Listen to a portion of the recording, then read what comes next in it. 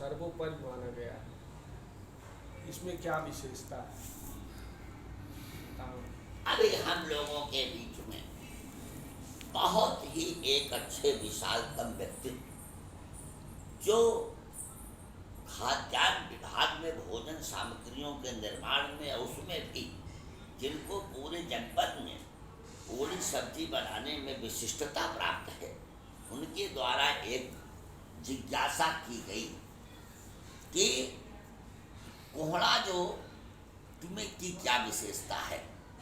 तो शास्त्रों के आधार पर जहाँ विशिष्टताओं की एक स्थितियाँ दी गई, वहाँ सर्वप्रथम कई जगहें ऐसी हैं जिसमें सोना पाया जाता है किंतु प्रत्यक्ष नहीं दिखाई पड़ता है। जैसे गाय के घी में स्वर्ण है, स्वर्ण भस्म जैसी शक्ति है किंतु परिलक्षित नहीं। जैसे हम तीर्थ को तो देखते हैं, लेकिन तीर्थ कई जगह है। जैसे सारे तीर्थ रामनवमी के अवसर पर श्री अवध में रहते हैं। माघ मकर गति रवि जब हुई तो तीर्थराज प्रयाग में आते हैं। ठीक उसी प्रकार से सारे तीर्थ वहाँ होते हैं। तत्रैव गंगा यमुना तत्रा गोदावरी सिंधु सरस्वती च सर्वार तीर्थानि वसन्ति तत्र यत्राच्युतोद्धार कथा प्रसंग। जब समय कथा होती रहती है उस समय सारे तीर्थ रहते हैं।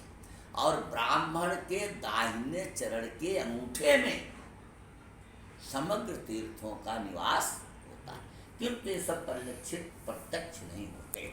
ऐसे ही केवल एकमात्र कोहड़ा ऐसी सब्जी है जिसमें सोना पाया जाता है।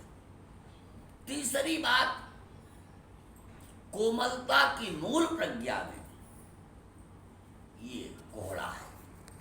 वर्णों की दृष्टि से ये श्रेष्ठ वर्ण माना गया है, क्योंकि कोहड़ा ही इतना कोमल है, जे तर्जनी देख मर जाही यहाँ कुम्हल बतिया को नाही। इसके बाद आयुर्वेद शास्त्र की दृष्टि से सबसे पाचक तत्व और किसी में है तो कोहड़े में है। इसीलिए पूरी के साथ कोहड़े का और मट्ठे का, तक्र का विशिष्ट महत्व बताया गया है कि पूरी की जो भी गरिष्ठता है वो कोहड़े और मट्ठे से पूरी तरह से पच जाएगी।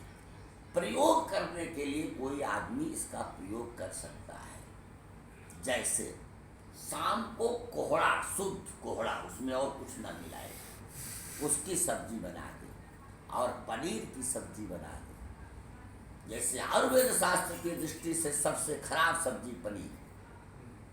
दूध का संपर्क नमक से नहीं होना चाहिए, और पनीर दूध का ही अंश है और उसमें पूरा मसाला मिलाया जाता है जो सर्वथा उपयुक्त नहीं है। और 1980 के पहले का आप जीवन देखिए तो पनीर तब भी होता था। बुखार से उठने के बाद लोग खाते थे कच्चा पनीर, लेकिन सब्जी में उसका प्रयोग नहीं होता था। अब इधर प्रचलन चला है। तो आप पनीर के ऊपर पूड़ी रखें और कोहड़े के ऊपर पूड़ी रखें, सवेरे जो है पूड़ी कोहड़े के ऊपर जो है वो गल जाएगी, लेकिन पनीर की सब्जी ऊपर पूरी कड़ी हो जाएगी। तो आयुर्वेद शास्त्र की दृष्टि से पाचक है, श्रेष्ठत्व की दृष्टि से स्वरूपावर्धक है, और श्रेष्ठ वर्ण के क्रम में इसकी अवस्थान का संदर्भ है, और किसी भी प्रकार से यह हानिकारक नहीं है।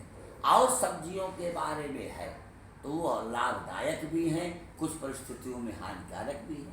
भंटे का आपने चोखा बना दिया बैगन का तो हानि नहीं करेगा, सब्जी बना दिया तो हानि करेगा। तो आलू सर्वथा लाभदायक नहीं है, लाभदायक भी है, हानिकारक भी है।